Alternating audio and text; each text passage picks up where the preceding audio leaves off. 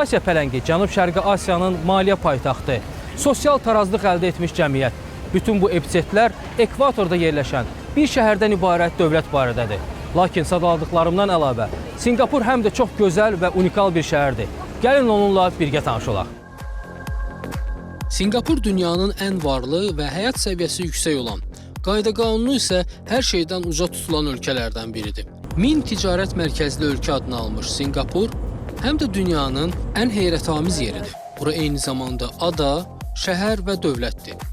Sinqapurda müsəlman, Malay, Hindistan və Çin mədəniyyətləri bir-birinə qovuşub. Sinqapurun rəmzi Merlion adlı heyvandır. Başı şir, bədəni balıq olan bir heyvan.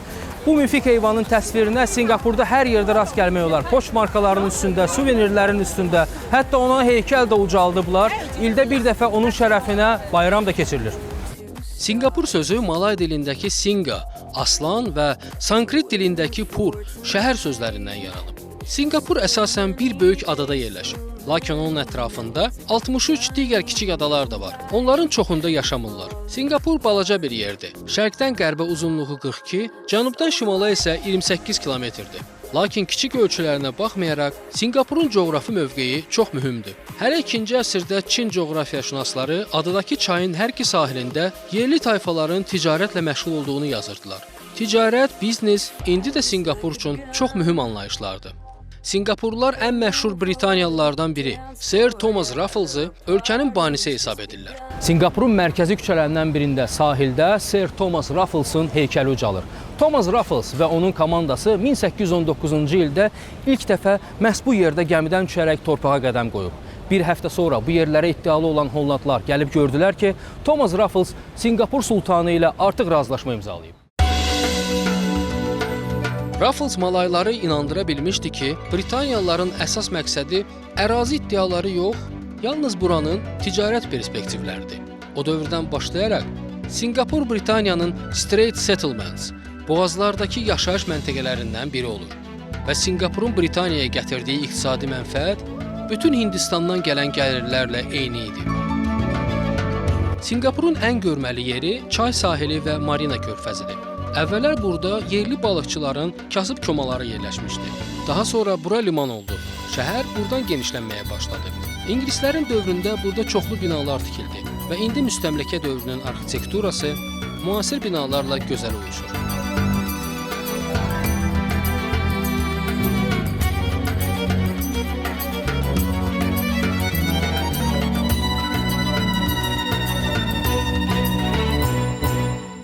Sinqapur çayının hər iki sahilində ta qədimdən Malayların yaşayış məskəni olub. Sonra gələn ingilislər şimal hissəsini, daha sonra şəhərə pənah gətirən Çinlilər isə cənub hissəsini tuturlar.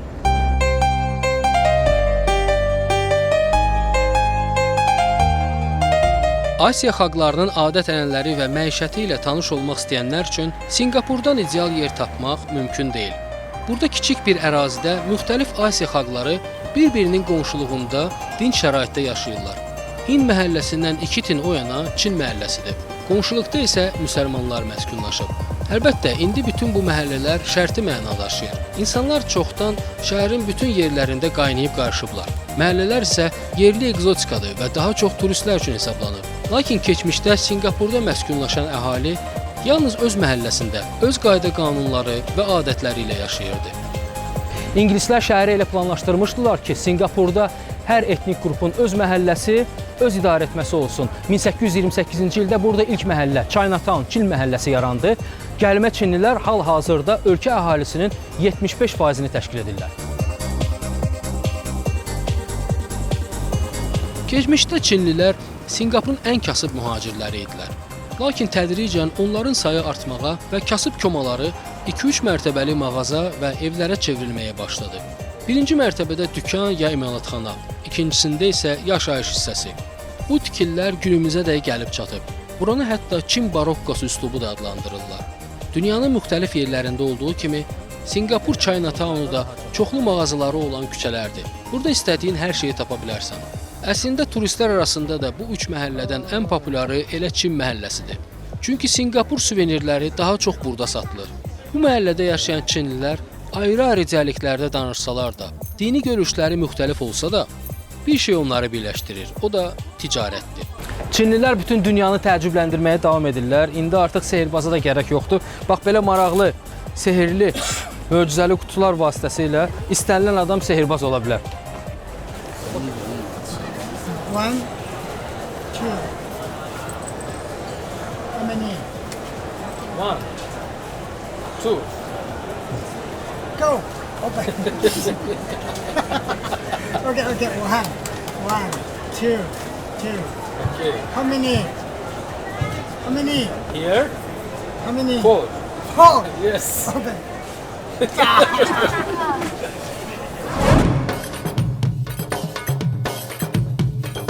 Elə ki, rəngarəng Çin məhəlləsi bitdi, ədviyyatlar, şirniyyatlar, ətirlər qoxusu hiss edildi, deməli Hind məhəlləsinə qədəm qoymusan. Küçələrdə müxtəlif rəngli sari geyinmiş qadınlar görünür. Çin məbədlərini isə Hind dini tikilləri əvəz edir. Bu küçələri gəzəndə özünü ultramüasir Sinqapurda yox, Hindistanda hiss edirsən. Əslində elə bu məhəllənin də adı Kiçik Hindistandır.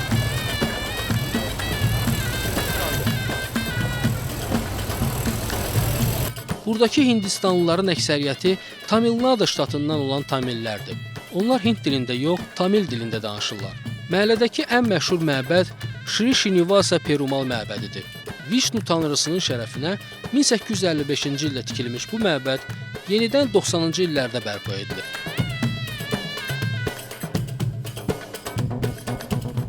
Kiçik Hindistandakı çoxsaylı mağazalarda qızıldan tutmuş texnikaya, ədviyyatlardan Hind milli geyiminə qədər hər şeyə rast gələ bilərsən.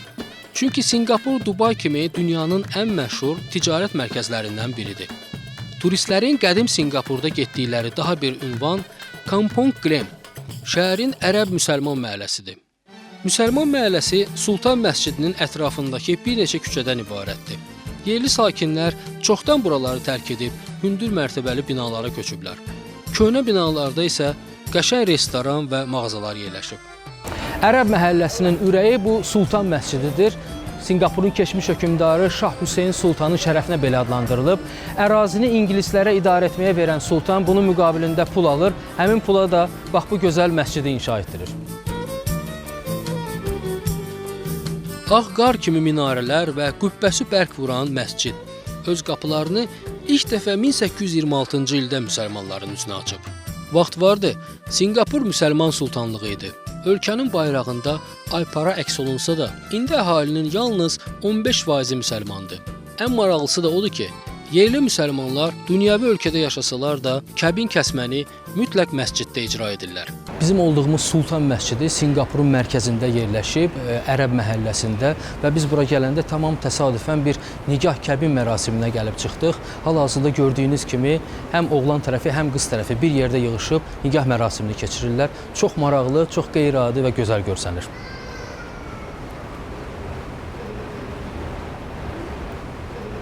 Nigah mərasimi çoxlu sayda qonaqların, ağsaqqalların və din xadiminin iştirakı ilə baş tutur. Həm oğlan, həm də qız tərəfindən gələn qonaqlar üzbəüz əyləşib kəbin mərasimini izləyirlər. Bütün tədbir turistlərin gözü qarşısında keçirilir və onların böyük marağına səbəb olur.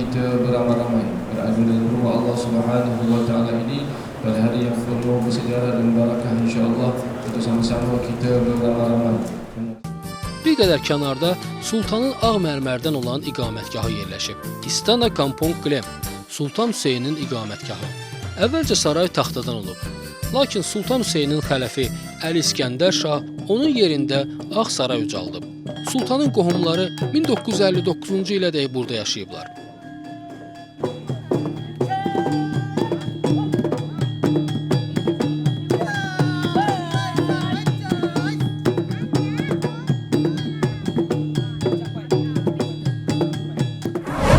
1968-ci ildə Britaniyalılar silahlı qüvvələrinin adadan çıxarılmasını elan etdilər. Bu isə Sinqapur büdcəsinə təsirsiz ötüşə bilməzdi. Çünki milli gəlirin 20%-i Britaniya hərbi kontingentinə xidmətdən formalaşırdı. Bu vəziyyətdən çıxış yolunu yerli hökumət sürətli sənayeləşmədə tapdı. İndi Sinqapur ümumdaxili məhsulu 320 milyard dollar. Adam başına düşən illik gəlirsə 60 min dollardır. Sinqapur sürətlə inkişaf edən iqtisadiyyata malikdir. London və Nyu-Yorkdan sonra dünyanın aparıcı iqtisadi mərkəzlərindən biridir. Burada dünyanın böyük maliyyə vəsaitləri cəmlənib və yerli və xarici bankların ümumi sayı 720-dən artıqdır. Sinqapurun ərazisi artır, çünki suya torpaq töküb şəhər ərazisini böyüdürlər. Lakin əhali də artır. Əgər keçən əsrin əvvəllərində burada 80 min əhali yaşayırdısa, indi Sinqapurluların sayı 5 milyona yaxındır. Göydərənlərdən bütöv bir meşə müasir Sinqapurun vizit kartıdır. Hər bir binanın öz adı var. Əksəriyyətində dünyanın məşhur şirkətlərinin ofisləri yerləşib. Belə mənzərəli yerdə, Körfəz sahilində, şəhərin düz mərkəzində qeyri-adi tikilinin inşası tələb olunurdu. Sinqapurlular çoxlu layihələr arasından bu 3 əkiz binanı seçdilər. Kart oyun dəsti formasında olan bu binanın üstündə gəmiyə bənzəyən ümumi dam da var. İndi Sinqapur deyərkən bu binalar yada düşür. Marina Bay Sand oteli dünyanın ən məşhur otellərindən biridir. Əslində o təkcə otel deyil. Bura şəhərin mərkəzində ayrıca götürülmüş mehmanxanada hər cür infrastrukturu olan böyük bir istirahət mərkəzidir. 3 binanın üstündə gəmi formasında olan damda 145 metrlik baseyn, restoran və bir park var. 2500-dən çox nömrəsi olan otelin tikintisi investorlara 6 milyard dollara başa gəlib. Otelin yaxınlığında şanaqullə formasında olan muzey binası gələcəyin memarlıq nümunəsidir. O elə tikilib ki, yağış suları ləçəklərlə xüsusi rezervuara yığılır, təmizlənir və muzeyin su ehtiyaclarını ödəyir. Üstəgəl burada gün işığı elə istifadə olunur ki, elektrik enerjisinə ehtiyac qalmır. Günəş batandan sonra şəhər büsbütün dəyişir. Əlbəttə, indi heç kəsi müasir arxitektura və binaların işıqlandırılması ilə təəccübləndirmək olmaz. Lakin Sinqapurda bundan çoxlu pozitiv təəssürat alırsan. Axşam düşəndə Marina Bay körfəzi işıqlara qərq olur. Otel binasının üstündən suyun üzünə lazer şüaları proyeksiya olunur. Şouya hər gün yüzlərlə insan toplaşır. Otelin qarşısındakı xüsusi meydançada pillələrdə oturub məftun edici tamaşaya baxırlar.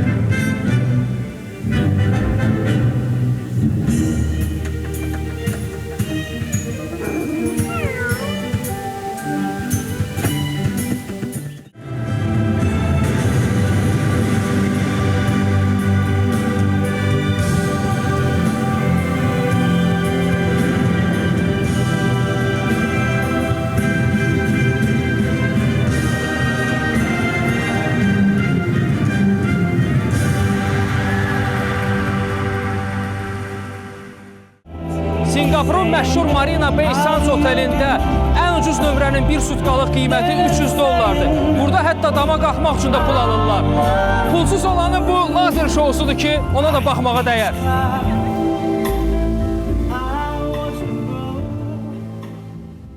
Sinqapurda müxtəlif millətlər qaynayıb qarışdığından buranın mətbəxi də rəngarəngdir. Şəhərdə hər cür restorana rast gəlmək mümkündür.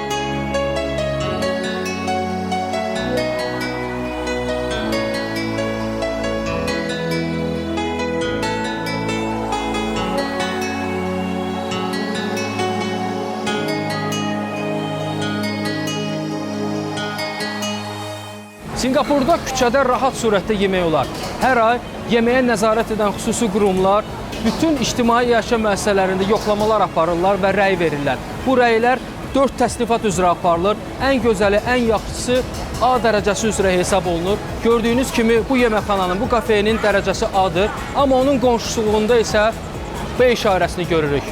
Bu o demək deyil ki, bu pisdir. Sadəcə olaraq bu ən gözəli, ən yaxşısı, ən təmizidir. Amma aclığın qarşısını dondurma ilə də almaq olar. Çünki Sinqapurda əgər acımısansa dondurma da yeyə bilərsən. Çünki burada dondurmanı çörəyin arasında verirlər.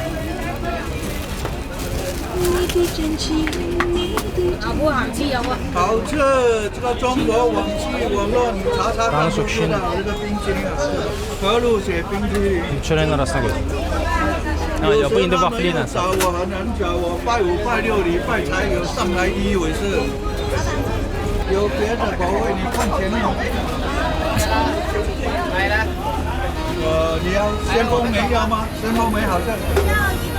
先锋梅。 Ümumiyyətlə, Sinqapur dünyanın ən təmiz şəhərlərindən biridir. Lakin bu heç də həmişə belə olmuyor. 40 il əvvəl yerlilər və qonaqları qayda-qanuna əməl etməyin düzgün yolunu tapıblar. Bu yol böyük cərimələrdir. Qanun şahdır bu sözləri tam əminliklə Sinqapura aid etmək olar. Çünki bu dövlətdə qanunlar şərtsiz icra olunur. Şəhərdə o qədər kamera var ki, heç kəs ədalətdən yaxa qurtara bilməz. Polis gözə dəymir, amma çoxlu kameralar var. Hər yerdə total nəzarət hökm sürür. Hər tərəfdən sənə baxırlar. Məni də indi gördülər. Əgər turist Sinqapura gəlib, burada özünü evdəki kimi aparmaq istəyirsə, onda onun cibində yaxşı pul olmalıdır. Çünki burada ən kiçik cərimə 100 Sinqapur dolları, 60 manatdan başlayır. Sinqapurda cərimələrə pul xərcləməyə birinci saqqızdan başlamaq olar. Burada saqqız yalnız aptekdə satılır. Onu çeynəyib yerə atmağın cəriməsi isə 1000 dollardır. Yerə sibil atmaq 500 dollar. Nəzərdə tutulmamış yerdə yemək 1000 dollar. Qadağan olunmuş yerdə yolu keçmək 500 Sinqapur dollarınadır. Liftdə siqaret çəkməyə görə də 1000 Sinqapur dolları, 600 manat cərimələnə bilərsiniz. Sinqapurlular deyirlər, yerə zibil ata bilərsiniz, amma onda onu təmizləyənin maaşını siz verəcəksiniz cərimə formasında. Nəticədə bu şəhərin küçələri tərtəmizdir. Heç kəs yerə tüpürmür. Ayaqqabıya saqqız yapışmır, piyadalarsa qəflətən maşın qarşısına çıxmırlar. Cərimələrdən başqa bəzi cinayətlərə görə həbs etməklə yanaşı qamış taxtalarla cəza da nəzərdə tutulub. Soyğunçuluq, oğurluq, vandalizm və s. Sinqapurda hətta yüngül qamış taxtalar satılır ki, onlarla evdə balacaları tənbih etməyə icazə verilir. İlin 4 fəsli burada yaydır. Sinqapurlular deyir ki, biz qonaqlara il uzunu sauna təklif edirik. Özü də pulsuz. Bu şəhərdə il boyu tropik yağışlar yağa bilər. Lakin təbiətin şıltaqlıqları ölkəyə turist axınının qarşısını ala bilmir. Sinqapur istirahət, gəzinti, əyləncə üçün ideal yerdir. Bura azsaylı ölkələrdəndir ki, turistlərin illik sayı yerli əhalinin sayından artıq olur. Həm turistlərin, həm də şəhər sakinlərinin ən sevimli yerlərindən biri Sinqapur zooparkıdır. Hər il zooparkı 1.400.000 nəfər ziyarət edir. Ona görə insanların sayı belə çoxdur ki, burada ziyarətçilərin heyvanlara mane olmadan onlar barədə məlumat alıb tamaşa etməyə hər cür şərait yaradılıb. Sinqapur zooparkının özəlliyi heyvanların, quşların qəfəssiz, maksimum canlı təbiətə yaxınlaşmış bir formada fəaliyyət göstərməsidir. Və 1973-cü ildə bu zooparkın açılışından bəri bu heyvanxana məhz bu cür fəaliyyət göstərir. Zooparkın ərazisi çox böyükdür və burada 3200-dən çox növdə məməli heyvan, quş, sürünən və balıq var.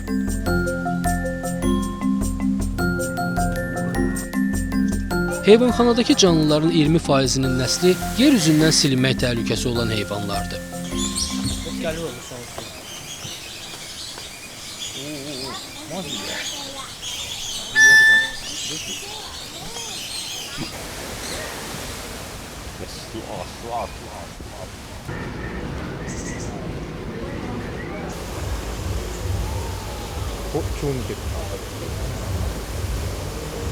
Ən maraqlısı vəhşi heyvanların qəfəssiz burada necə yaşamalarıdır. Nəcəb onlar bir-birlərini və yaxud bura ziyarətə gələn insanları yeməyiblər. Hər şey ərazinin ağılla düşünülməsindədir. Çünki burada vəhşi heyvanlar ətrafı su ilə əhatə olunmuş kiçik adacıqlarda yaşayırlar. Balaca heyvanlar, dinç sakinləri isə tamamilə balaca taxta hasarla əhatə olmuş hissədə.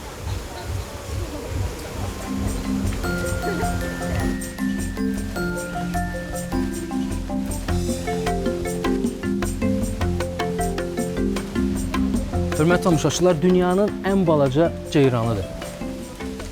Sinqapur zooparkında o da var. Quşlar, cürəbəcürə, ördəklər, qazlar açıq formada rahat burada gəzirlər.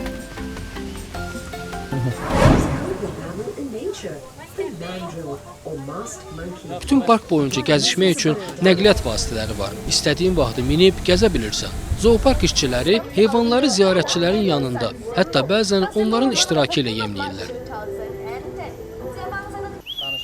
Ona nə verirsiniz? Banan, müxtəlif başqa meyvələr. Bəs niyə gəlmirlər? İndi gələcəklər.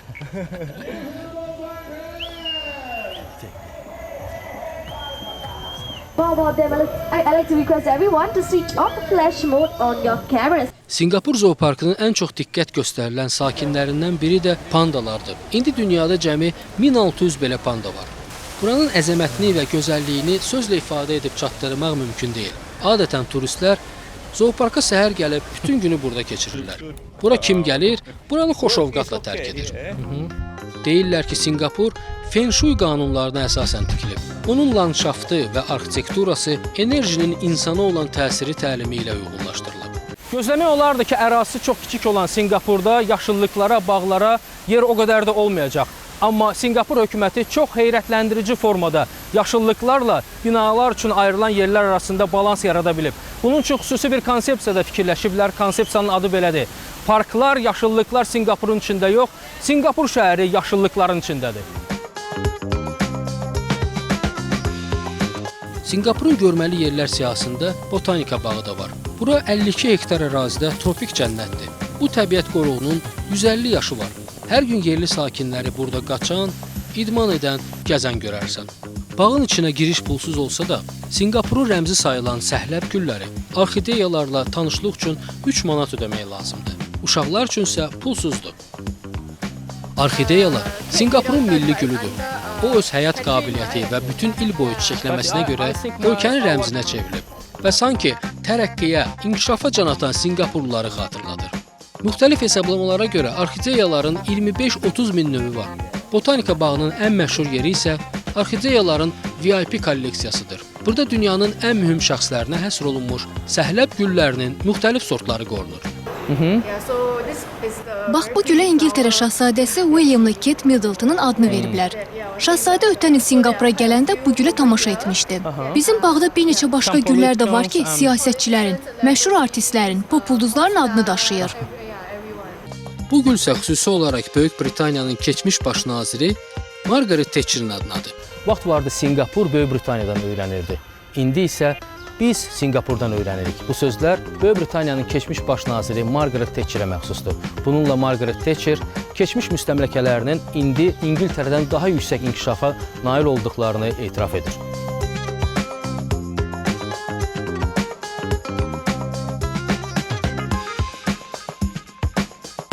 Botanika bağından xatirə olaraq Singapurun unikal suveniri qızıl orxideyanı əldə etmək olar.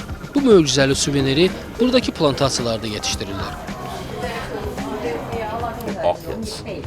Yalnız burada səhləb güllərinin qızıl suyuna çəkilmiş zərgərlik əşyalarını ala bilərsiniz. Bu təbii güllərdən boyunbağı, bilərzik, qolbaq kimi əşyalar hazırlanır. Əsas sual odur ki, bu təmiz qızıldır. Əlbəttə, yüksək əyyarlı qızıl suyu. Digər ölkələrdə də bunu hazırlamaq istəyirlər. Amma heç kəsdən Singapurdakı kimi alınmır. Qızıl suyuna çəkilmiş orxideyaları yerli şirkətlərdən biri hazırlayır. Bunun üçün təbii səhləb gülünü götürüb, onu bərkidir və qızıl suyuna çəkirlər. Bu Singapurdan evə aparılan ən gözəl hədiyyə sayıla bilər. 24 karatlıq qızıl suyuna çəkilmiş səhlab gülündən olan bu zərgərlik əşyasını müxtəlif formada istifadə etmək olar. Bax belə, boyunbağda tam tarıma çəkilmiş. İkinci forma belə və ya medalyon kimi. Sonra zənciri açıb belə bağlamaq da olar.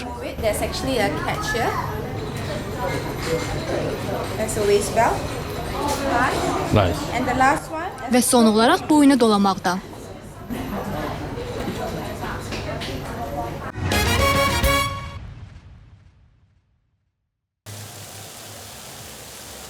Bu maraqlı şəhərdə olduğun günlərdən birinin axşamını Clark Key küçəsində keçirmək məsləhətdir. Clark Key'nin yerində əvvəllər anbarlar olur. Gəmilərlə gətirilən yükləri burada saxlayırlarmış. Limanın şəhər arasından çıxartdıqdan sonra buranı istirahət və əyləncə yerinə çeviriblər. Clark Key şən, rəngarəng və xüsusilə axşamlar qaynayan bir sahil küçəsidir. Singapurun ən gözəl küçələrindən biridir. Burada sutkanın istənilən vaxtı gəzmək olar, amma yaxşı olar ki, bura axşam gələsiniz. Axşam bura xüsusilə çox izdihamlı olur və burada dünyanın istənilən mətbəxinə rast gəlmək olar. Latin Amerikası ölkələrindən tutmuş Yapon mətbəxinədək. Axşamlar Clark Key'də musiqi səsləri əski olmur, həyat qaynayır. Clark Key'də hətta küçədə kondisioner quraşdırılıb, ona görə də isti havalarda burada gəzmək ləzzət edir. Havadan söz düşmüşkən Sinqapurlular gələn qonaqlardan soruşurlar. Sizdə adətən neçə fəsil olur? Cavab olur 4. Sinqapurlular deyir, bizdə də 4 fəsildir. Yay, yay, yay, yay. Ona görə də Sinqapurda həmişə hava istidir. 25 dərəcədən 35 dərəcəyədək.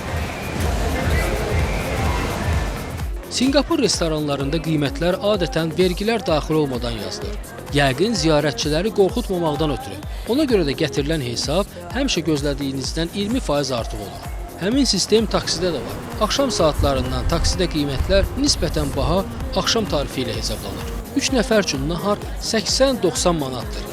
Amma Sinqapurda nəyi müşahidə etdim? Burada heç nə əsaslandırılmamış surətdə baha deyil. Hər şey əlçatan səviyyədədir. Hələlik Bakıdan Sinqapura birbaşa uçuşlar yoxdur. Amma nə yaxşı ki, Türk hava yolları var. Münasib qiymətlərlə həftənin bütün günləri İstanbuldan keçməklə Sinqapura gəlib çatmaq olar.